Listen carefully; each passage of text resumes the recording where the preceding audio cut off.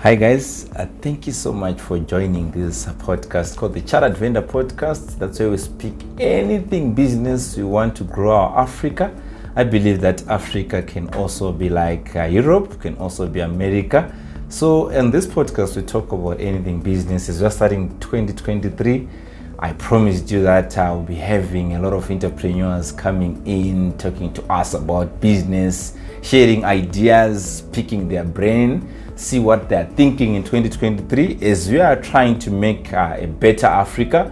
I'll bring many Africans from Zimbabwe, Zambia, Botswana, several countries to speak about business. Today I'm very fortunate and very lucky to have a Zimbabwean who is based in the UK, Mr. Tendai Nheta, the CEO of Impetus Growth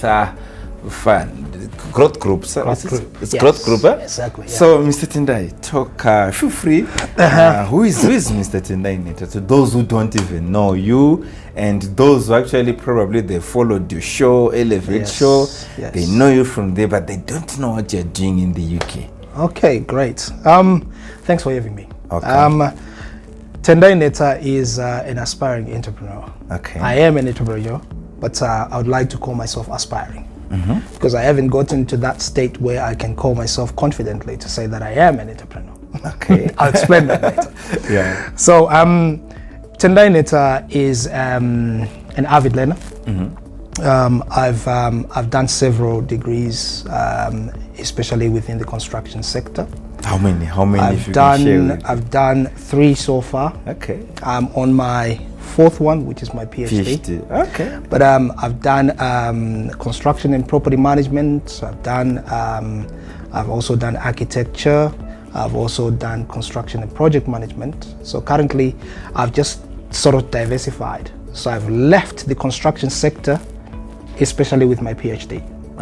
So I'm concentrating mostly on technology uptake within Africa. Okay. What are the challenges that we're facing, and what should we do? So I'm looking for recommendations on how can Africa really get into digital tech space. Okay. This is what I'm doing. So in a nutshell, that's me. That's interesting. I thought you were doing things to do with technology. I never thought you were a construction guy. This is news to me. I am a construction. I'm a construction guy. Okay. Yes. Tell me, what made you diversify from doing construction and saying probably you want to enter the technology space? Well, within the construction space, I've been concentrating on BIM, which is building information modeling. Okay. So that's to do with utilizing technology within the construction sector. Okay. So I've done that, and I've also been sort of training other people in that regard. So when I realized that the space, the tech space is that big, is that vast, I thought I should have to incorporate that within whatever I'm doing. Okay. But this time I wanted to sort of go further and try to study what exactly we can do to sort of take that BIM, building information modeling, bring it into Africa, and also looking into other areas within the technology sector. How can we bring them into business, and how we can do business efficiently? That's the reason why I am doing what I'm doing. Yeah. That's interesting. Yeah. You are coming from the first world. That's where you're based. For how many years? 17. 17 years. Yeah. You've been working in the United Kingdom. Yeah. That's the first world. Yeah. What's the difference between probably you're here in Zimbabwe? What's the difference between Africa and UK? Is it about the infrastructure? Is it about the mindset? Is it about the technology? What's the difference? What you have seen so far probably from when you last came into Zimbabwe and right now, are we moving in terms of, are we improving in various sectors, or are we actually lagging behind the first world? I will say I think we're a little bit behind, but we're looking into different aspects. Yes. What exactly am I saying by leaving behind? Because if you're looking at being left behind, if you're looking into technology space, we're actually way behind. Yeah, exactly. Yeah. I concur. Because the first world country, they are trying their level best to get to a state where they're utilizing technology in each and every single aspect of life. As in the African case, I think we need to be able to educate. That's the first thing. We need to educate our people so that they can understand why technology is important. But it needs to start at the top. Then it starts with technology adoption, and then starts with the transformation in itself.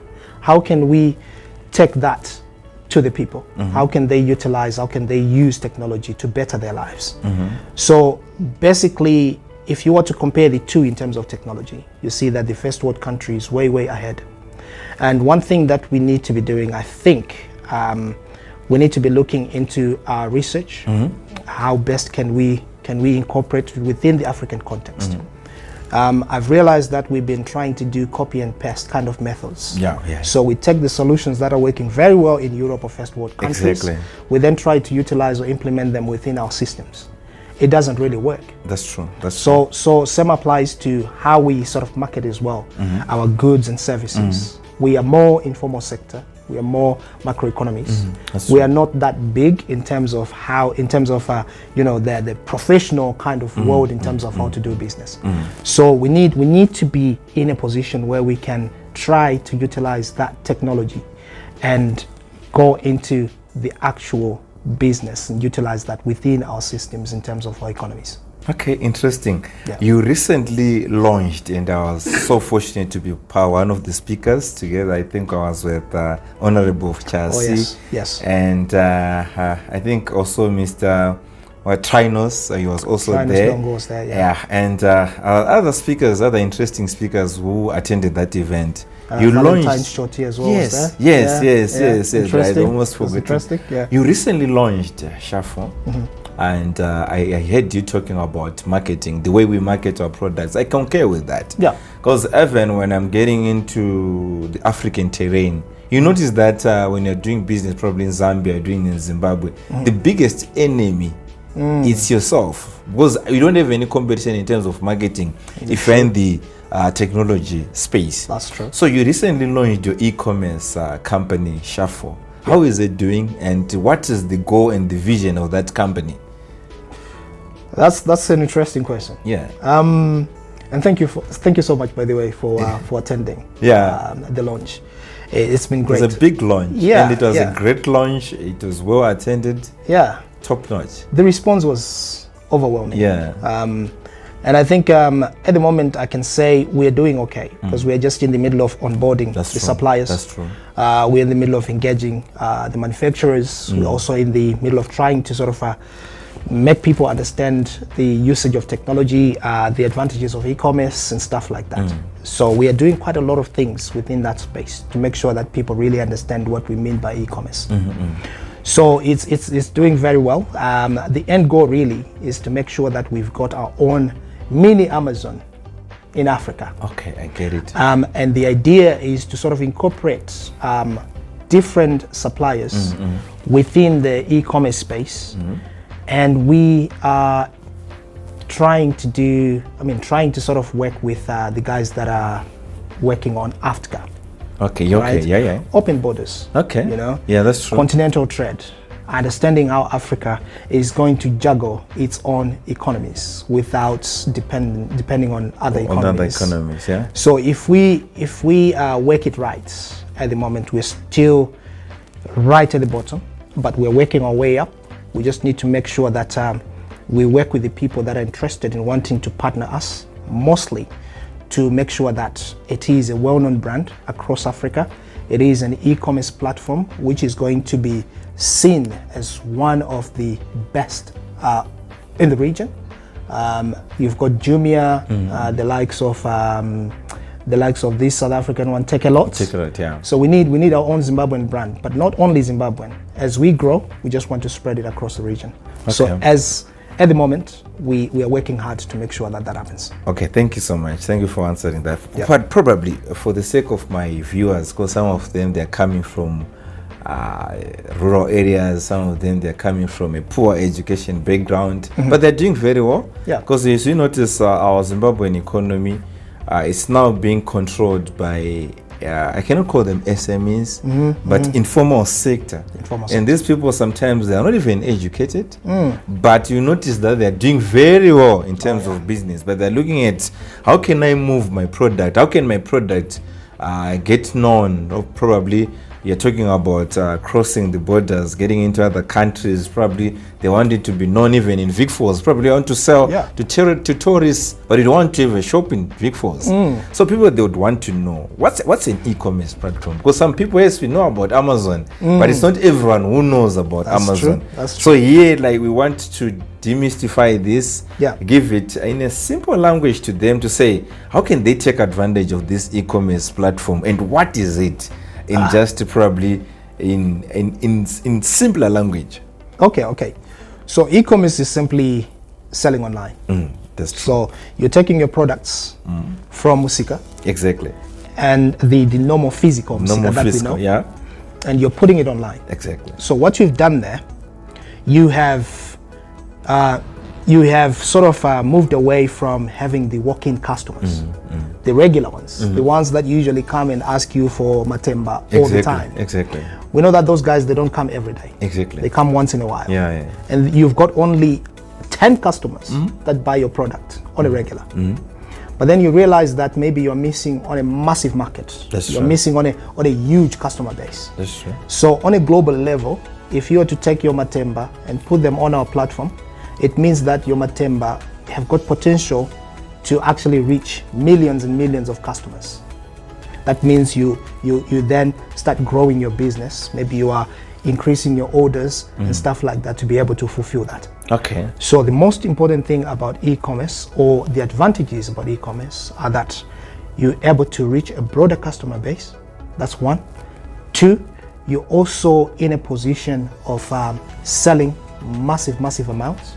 That's three, you're also in a position of not even wanting to have a physical store. Yeah. You can just have your products online only, and just stay at home and control it, and be able to add your inventory and stuff like that. And the fourth one, which is quite important, is that you don't close shop. It's 24/7. 100%. You don't. If you are an informal vendor, like what is happening in our country, of course, you just want to sell your products. You lay your msika and stuff like that. The police are coming to chase you. You don't need to worry about that online if you put your stuff online. So, and you don't need a license. You don't need a license. So in simpler terms, that's yourself. There's no city council to chase after you. So you can hear it, guys. You need to put your products online. I hope we need to support Shafo. We need to support our own and support our own platforms, because they are controlled by our own people who understand our own culture.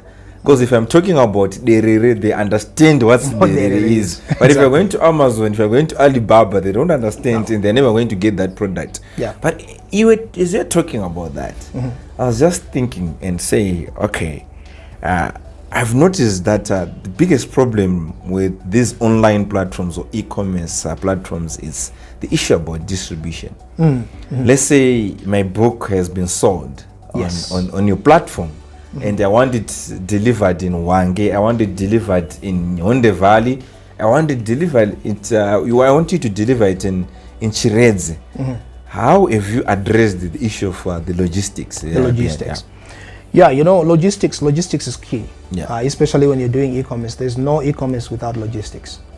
So you need to be in a position of delivering these items that are being bought, regardless of where the customer is in the country. You need to be able to deliver. So what we've done is we've formed a sort of a consortium with various stakeholders, especially within the delivery sector. So these guys, we work with them. Each time when a product is bought on our online store, we deliver anywhere. It doesn't really matter where it is. As long as it's in Zimbabwe, that's fine. We can deliver that. So we've got people that are within Harare, because that's where we're operating from. We've got other guys that are in Bulawayo, Wange, Mashingo, Zisawane. All those places we're covered. So whenever you buy an item, we've got up to 7 days before that item is delivered. So you realize that when somebody buys today, if you're around Harare, you can actually deliver. You can actually receive your item today. It can be 24 hours. Sometimes can be 72 hours. But when you're further off from the product itself, then the logistics then becomes a bit of a challenge. That's true. That means that's the reason why we factor in 7 days. Mostly it happens before 7 days elapses. Okay. So you definitely receive your product within the 7 days window. Okay, thank you so much. As we are, we're in Zimbabwe. Yes. And we've got our own challenges as a country. Oh, yes. And one of the challenges is to do with currency. And as you are buying online, how have you managed to counter that hurdle? Because I've noticed that the issue of buying online, sometimes Visa card, MasterCards, how have you addressed that? Because here we're coming in, I know you're coming from the UK. Here, I was actually talking to one of my friends and saying, that when you're doing accounting, there's what is called base currency, which you're supposed to use, the reporting currency of your books of accounts. If you're in UK, the reporting currency is pounds. Just pounds. If you're in US, the reporting currency is US dollar. But we've got our unique situation, and I think it's probably us in Venezuela, maybe, but we've got our own. It's unique. Sometimes our base currency is Zim dollar, sometimes our base currency is US dollar.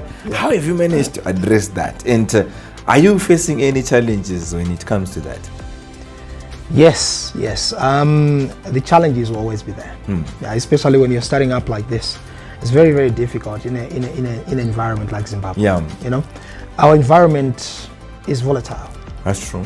When it comes to the currencies that we're using, really, the exchange rates and black market rates and stuff like that, there's quite a lot of variables that would actually affect the way we operate. But what we've realized is a lot of people in Zimbabwe, they're using US dollars. Yeah. Quite a number. I think almost everyone. Yeah, almost everyone. So they've got the money. The issue that we are facing at the moment is the bank cards. So payments online, mostly they are done using bank cards and stuff like that, and nothing else. Although we do accept cash on delivery. That's something that we're trying to sort of go into, because a lot of people would like to pay using cash and stuff like that. But there's a lot of issues. I mean, there are quite a lot of issues that are involved with that. So we're trying to run away from it, but at the moment, we can't do away with it. Until a time when we're confident to say, you know what, we're phasing out this cash on delivery aspect, and we're just dealing with online currencies or just the bank cards. But the challenges are there, but we're trying our level best to try and iron them out. So we've got Pay Now on the platform, you can utilize that. We've got PayPal as well on the platform, you can utilize that. You can utilize EcoCash, and you can use other wallets as well. So when you're paying, you've got various gateways that you can actually use. I think there's also one wallet. There's one wallet as well. So because I still remember I was having a conversation with this American service provider. I wanted to pay. He wanted me to pay. So I was saying, Jerry, why is that your card? Every time when I'm trying to make a payment, it doesn't have money. Then I'm like, dude, you don't keep money in that card here. No, you don't. Then it's like, why are you not keeping money? Because to him it's alien to say we don't keep money in our Visa cards. And we're talking of a population which has got about 1% probably of the working population has got Visa or MasterCards. So we want to supply something in Nyanga, and the person, like, I understand your cash on delivery model, because you cannot supply someone is on Wonde Valley, someone is in Nyanga, they don't even have a Visa card, they don't even want to put their money in the bank. They've been disappointed by the bank for several times. So these are some of the challenges which you are also coming in to solve, and I hope also the people who are in technology like you are coming up with solutions, because at the end of the day, those who are going to come up with solutions are the ones who are going to make a lot of money, like what Dr. Strive Masiwa has managed to do with Econet right now. I think he's a billionaire because of that. So on that note, let us shift a bit from Shafo.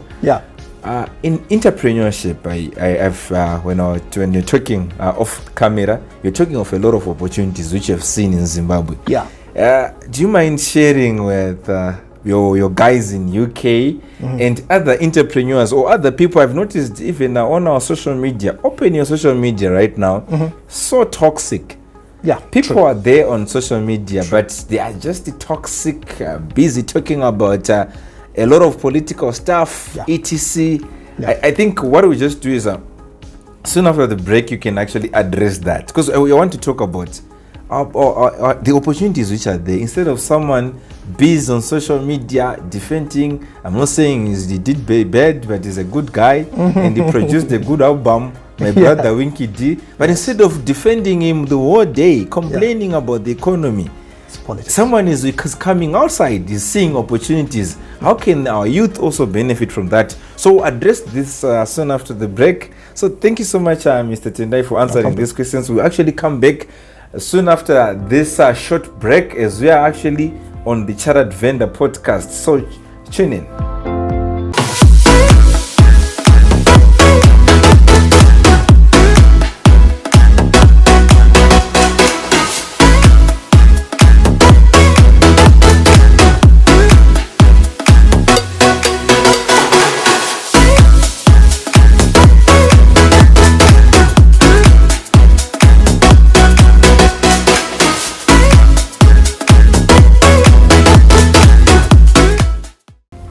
Welcome back to the Chartered Vendor podcast. I'm hanging out with my brother, Mr. Tendai Nheta, UK based CEO. He's an aspiring entrepreneur. That's what he's saying, but he's already an entrepreneur, a fundi in academia. Guy from construction, he's now into technology, he's an entrepreneur. He has also interviewed me, by the way. We're talking about the status of our economy. Yes, it has got challenges. We cannot deny that. But we want to talk about the issue of mindset, difference between, you are coming from the UK, and I've met a lot of people who are coming from outside the country.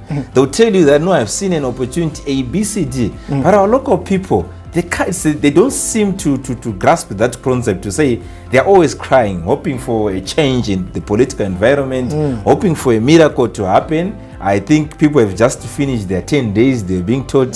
They were busy receiving in churches, and which is good. But we're saying, I think even the Bible is actually said, faith without deeds is nothing. So, which opportunities have you identified in Zimbabwe? You mean, there are loads and loads of opportunities in this country. Too many opportunities. Where there's chaos, there's opportunities. So what I've realized is a lot of people like to talk about why is this not done? Whom are we waiting for? Exactly. I don't understand when people really complain about things that are not done and they don't want to be part of the solution. We complain about problems, but we need to be in a position where we as entrepreneurs or we as citizens be in a position to find solutions to those problems or challenges that our people are facing. So there's so many opportunities that I've sort of identified since I came in. I complained about roads. I complained about roads. I complained about potholes. That's a solution that we need. I mean, that's an opportunity that we can get into. Some people might say, oh no, it's political, this and that. Yes, it is. It might be. But it might not be. Exactly. Because you haven't tried it. You haven't actually sent a proposal to the city council. You haven't actually gone there and say, look, this is the situation. They know. Yes, they know. They know that there's a problem. We know that there's a problem. You haven't even tried anything. You are thinking that maybe there is a political affiliation to the this and that. But you haven't actually spoken to anybody. So everything that we are doing in this country mostly is we politicized everything. Even our businesses are politicized. Our conversations across social media platforms, toxic. Very toxic. Very toxic. I think as you are saying that, if you ever notice, even when you're in the UK, I think you're in the UK social media space. You're also meeting people from other countries. I think ours is the most toxic. I think ours, as in ours in Zimbabwe. In Zimbabwe is crazy. Quite toxic. So we've got spaces and stuff like that that have been created on Twitter, and people are just on each other's throats based on political affiliations. It's not bad to do politics, but when we are the citizens, I think I would rather go the entrepreneurial way to try and find the solutions to the problems that our people are facing. So that's one, the roads. That we need to be in a position to look into that. Not only the roads, we've got the lights, the lighting. We've no lighting. You travel at night, you can't even your lights on the car are not even enough. Yeah, that's sufficient. True. That's true. They're not sufficient. You can't see the potholes even full beam, right?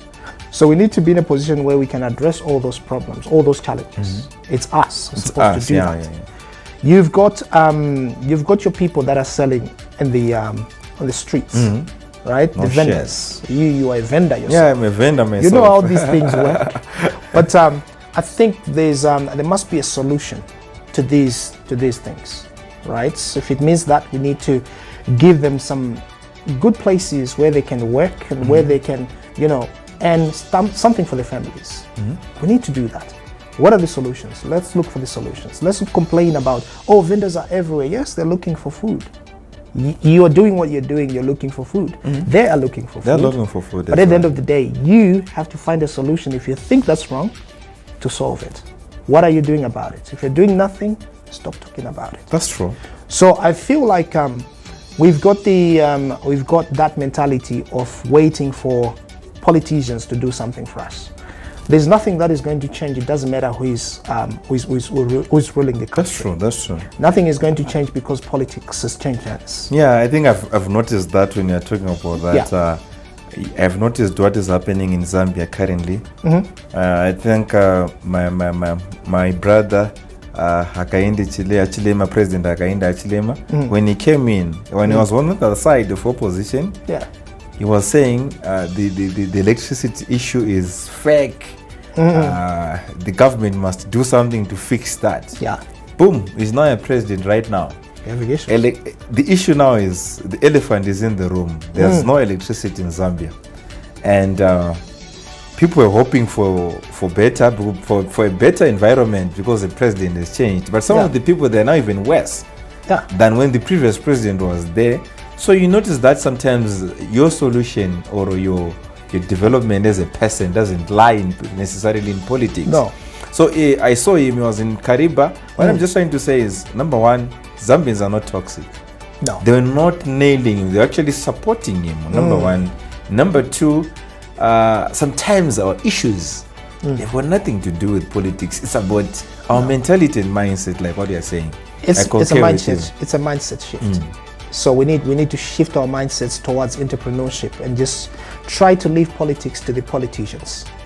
There is we as citizens, we've got a say in whatever it is policies that are being implemented. I'm sure we've got other channels to sort of engage in those areas, but we need to really understand that politics, even though it might bring a little bit of a change, but there might not be any change in your life as an individual if you are not to change your mindset. So mindset shift first before you talk politics. Yeah, talk to me. You are changing prime ministers in UK. I think some of them in space of days it already changed another prime minister. Is it changing anything in individual lives, in individuals' life? And not really. Not really. You don't see any of those shifts. We had a prime minister, Liz Truss, who just left, and now we've got what's his name? I'm forgetting him now. Even me. I'm forgetting him now. The Indian guy. The Indian guy. He's an Indian guy. Exactly. So he's trying his best, but with systems like the UK, their politics is not as toxic as ours. Exactly. These guys plan way ahead. Exactly. 10 years, 20 years ahead. Exactly. So these guys are only implementing what is exactly planned. Yeah. With our politics, it's a different ball game. Say that you belong to this camp, you belong to this camp. If you just put right now on this podcast, if you're going to comment about this, already sometimes what you're saying, you're already being given a political party. Of course, yeah, of course. I'm already being given a political party, but I don't mind. Whichever party you give me, I don't mind. Because at the end of the day, it's all about trying to shift our minds as Africans. like what you're saying, I'm also a technology fan because coming from the vending background, yes. Even I wrote in my book to say when I was doing selling airtime, I was using auto recharge. Oh yeah. And many people used to say, no, there's no way you can transfer airtime from a phone to a phone. I started doing that way back around 2005 here. So even this, even our company, the company which I run, I think my biggest business is about software selling and implementation of softwares, CRMs, ERP softwares, because I noticed that 2% of Africa doesn't have CRMs, but we're talking of 98% in countries like America, whereby they're using those software. So this is what we really need to come up with ideas. If you're coming up with an idea from UK, because you've got a lot of exposure in terms of seeing how those guys are doing their things. How can we now say we tap into whatever you are getting from the UK, whatever you are getting from those countries whereby you are meeting a lot of minds, a lot of people? So my question, where I'm actually, where I want to ask is, you are in academia. Personally, I did education and I decided to take another path, which is quite different because I read about 50. My goal is to say, in a year, I read almost 52 to 54 books a year, business books, and try to apply that information in my life, teaching other people. But I've chosen the academia route, which is very good. Going to school is so okay. But what is the difference now? The level and the quality of education. Yes, you've been here in Zim. Your first degree, you did it in Zimbabwe? No, I did in the UK. In the UK, yeah. But you did your secondary here. I did my secondary here. Good. Kumusha foot. Kumusha. So that's good. So I exposed you to both worlds. Yeah. What's the difference? What is the difference of saying our education? Because I'm always at the loggerheads with people to say, is our education preparing these people for the economy which we have right now, or we're educating our young people for a non-existent economy? I think we're going backwards. Yeah. When it comes to our education system, we're going backwards. So we're teaching children, or we're teaching our people, our citizens, should I say, how to become employees. Employees, yeah. We are not teaching our people entrepreneurship, and that is wrong. Because what I've realized doing my research is that most African countries, we follow this education system. We've been following it for quite a long time. Yeah. And as for Zimbabwe in itself, we follow the British system. Exactly. And if you look at the British system, they've already shifted a long time from their system. And we still, the one that we adopted from them, we're still using it. And you realize that there isn't any movement there in terms of the education system. What I'm trying to say is, if you look at our people, now we've learnt from the practical, the book of life. That's what we've done. Our vendors are on the streets right now is because of the education system. 100%, yeah. If we had started looking into what the talents really are in our people, in our young girls and boys when they're in school, let's say secondary or even primary, like what the Chinese do. Yeah. Primary school students in China, they make toys that we buy in Africa. Exactly. Our children really enjoy playing with the toys that have been made by primary school children in China. Yeah. Right? We've got all these different concepts, and when it comes to technology, children in China, they learn robotics in primary school, right? Robotics. Here we learn. Here we learn. We know TikTok a lot. Our children know a lot of TikTok, and mostly funny jokes and stuff like that. Nothing entrepreneurship. Yeah, being and stuff like that. So there's toxicity in terms of the type of content that we consume, especially within our environment. So education really has done quite damage to the way we see things. We need to change that mindset and try maybe to follow the Chinese way of doing things. We need our children to learn coding when they're still young. We need them to understand how robotics work. We need them to understand science. We need them to get into technology spaces. If they do that, by the time they grow up, they don't even think of anything else but thinking about how can I enhance people's lives through the skill that I've learned in primary school. People in the UK, where I come from, or people in the first world, young people in the first world, they're already getting into business. You've got the Gymshark guy. He's only 20-something. 20-something. But he's a billionaire. Yeah, even you look at your Zuckerbergs. You've got your Zuckerbergs. They left school, I school. think, when they Exactly. They made it with Facebook. The millionaires. The but billionaires. he asked 24 years you're still in the university. It's a taboo. So we see making money as a taboo. So I have to go through my secondary school and learn about locusts, abdomen, thorax, and all those kinds of things. Yeah, it's still relevant. Some say that is relevant in biology. I don't know. No, it's not. And you learn about you name the heart parts. The heart parts, exactly. This, and it actually formulates part of our exams. And then you tend to wonder, okay, so I'm going to do mechanics. You tell me, how is this going to apply to mechanics? Yeah. So there's quite a lot that needs to be done. That's profound. That's profound, my man. That's profound. So how can we tell these folks to say, probably, yes, we have the problem. It has been said. And we cannot wait for the government. That's what we say. No, we can't. Sometimes these policies, they are very difficult to remove. And probably to say we are going to change each and every textbook in each and every school is going to be very difficult. We've got our problems as a country. But you and me, what can we do now? This is an elephant in the room. You know it, you've got your exposure, you've been exposed to the first world, the way they are doing things. I think I've noticed you never see Ronaldo's son studying biology. You never see Messi's son studying biology, because they know that their family is football. They start being trained football at age of 1, 2, 3, wherever they are, they've got footballs. So us now, how can we also give back to our economy and be remembered that probably Tendai and Jerry, they're the ones who came with the revolution to say they came up with a different mindset, and they've also implemented probably different schools which are offering, what I was saying, even entrepreneurship. Yeah. There's no way you can be taught entrepreneurship by someone who doesn't even have experience of operating a tuck shop. No. That's what is happening right now. Because we've got someone who's a professor.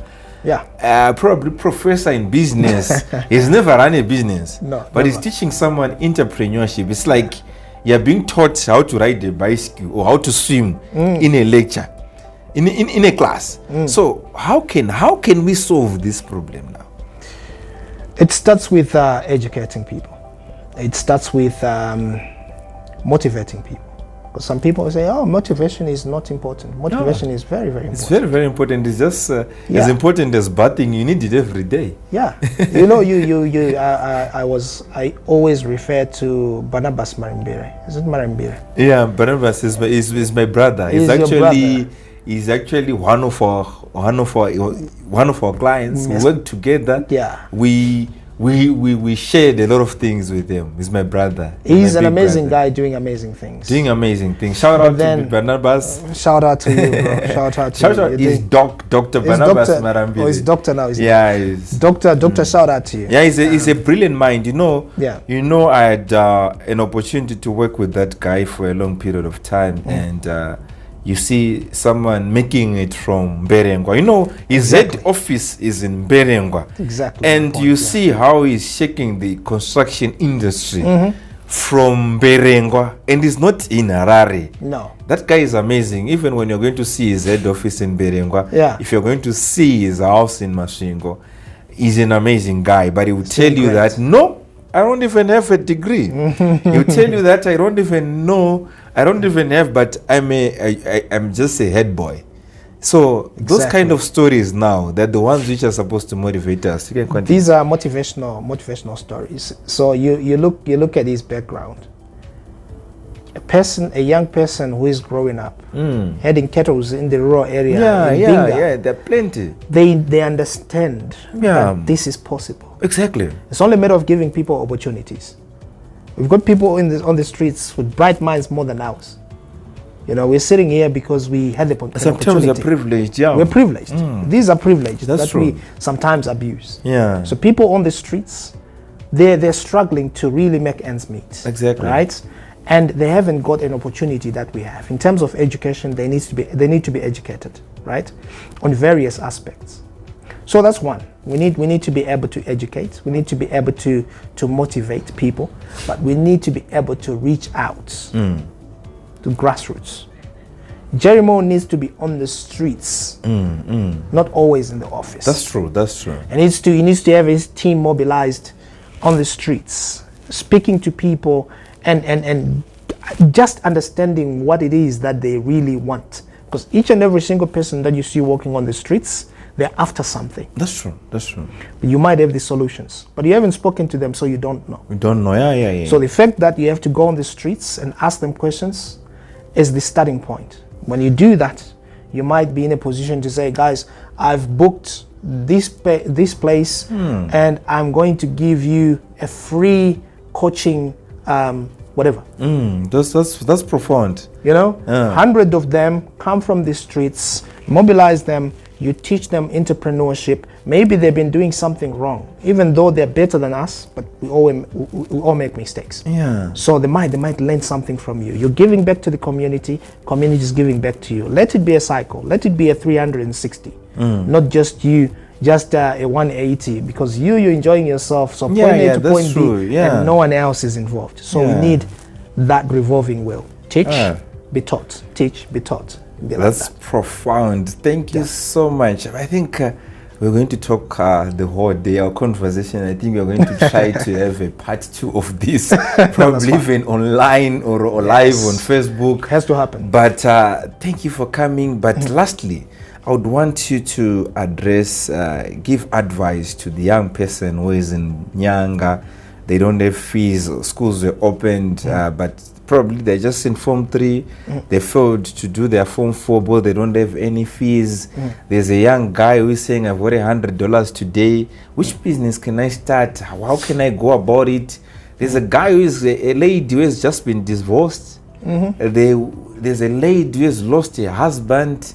What do you want to give motivation to those people? And also try to give them advice to say, where can they start? Because things are tight. With people sometimes, some of the people, they even disabled as well. So I want you to just give information to say, what's your advice, your parting shots to the people in Zimbabwe, the people are also toxic, and the do you know the problem is, I've noticed that the people who are even more toxic are the ones who have got more following, and it's disturbing. And we wonder, what kind of generation are we going to have? Yes, you are saying the 2000 generation, people have cried enough for the 2000 generation, but I don't know the 2020 generations. That one will be worse. Yes. So what's your advice to those young people in the streets and old people who are also facing challenges in the streets? Yeah, I'll start with the people that are toxic. Toxicity will not take us anywhere. You might be on social media playing big, having a big following because you say vile stuff. It's all good and well for you, but you have to ask yourself, what is it doing to the next man? What is it doing to the next person? Are you teaching? Are you educating? Or are you sort of aiding the suicides that are happening? Because people are people. People being people, sometimes these things get to themselves. Even though you're writing it on social media, cyberbullying is real. So at the end of the day, whatever it is that you're doing on social media, it could be you're talking about politics and stuff like that. Make sure that you're talking to people and real people. People that are reading, I mean, the things that you think are reading, those items you're writing are humans. You see them as things, but they're humans. That's true. So we need to be in a position to want to educate, to love, and to care for each other. Politics is politics, but people are people. So yeah, that's what I can say about the guys on social media that are being toxic. When it comes to the struggling populace, you see that everyone is struggling with something, you know. Everyone is struggling with something. Everyone has got a problem. But there are things that we see. Yeah, that's true. You know, proper poverty that is, you know, crippling a lot of people. All I can say is, you know, sometimes it's very difficult for a person, from my standpoint, to say, "Shingirira," or you just be courageous. But that's what I want to say. Because at the end of the day, some days are like that. It might be years for you, but you just have to be in a position to be courageous and just hope for the better days. But in doing so, you need to be able to mobilize yourself, be a person who is wanting to do more. Because when people see what you want to do, or when people see what you're doing, they would like to sort of get closer to you. That's true. If you're a likable character, you'll find somebody who is going to help you. People that are selling on the streets, stay away from thievery and all these other things and stuff like that. And if you're selling to somebody, like you always encourage people, smile. That's true. It's not difficult to smile. I've been in Eastgate. I sometimes prompt people to smile. I want to buy something from you. But someone is wearing But they're wearing a face that, you know, like a soldier. I don't understand. So those are some of the things that we need to be looking into. I know people are going through a lot. Maybe you haven't got a customer all day. The whole day. But you now have. You've got one customer who is potential. So smile and they might leave something. So that's all I can say. But as a country, I think we've got massive potential. We need to be able to grow, and let's grow together. In terms of growth, we need to talk about networking. Let's network, but let's just not network. We need to collaborate and support each other, and not only collaborate, but collaborate effectively. So these are some of the things that, you know, sometimes we meet, we eat, we greet, we leave. We do it again and repeat. That's true. But then what have you gotten from it? Nothing. You've got good networks. What are you getting from it? Nothing. So we need to be able to network, meet, greet, and also collaborate and do it effectively. Thank you so much, my man, for coming. You're welcome. For spending your quality time with us. And this year is going to be a blessed year, having you as our first guy on our podcast, and the first guest. It was actually an interesting discussion. I felt it could go on and on and on, but I think we're going to have a second part of this conversation. Right. So I hope you have actually taken one or two nuggets from what he has been saying. All that advice is fundamental, is key for the success of this country. So our podcast is just to bring business, to bring ideas, share ideas with someone who's in Wange, someone who's in Kariba, someone who's in Bedbridge. We need our country to be better, to be where it was supposed to be. And I believe we can be better as Africans. We can even overtake those European and American countries, because we've got the energy, we've got the melanin, we've got the strength, and I think we are able to conquer this world if we unite, if we share ideas, and if we grow our economy and grow our business ideas. So remember to subscribe. If you've got any comments and any questions which you want to ask, feel free to comment on our podcast and also comment on our YouTube channel, and you can follow us on our Facebook. You can also follow Tendai Nheta. He's there on Facebook. I know he's also there on LinkedIn. I know he's also available on YouTube. Yeah, so you can follow him, ask for ideas. Sometimes what I can say, you might fail to understand what I'll be saying. Follow Tendai, follow the people like Barnabas who are being mentioned on this show. So until next time, bye-bye for now. Jerry out. Bye-bye.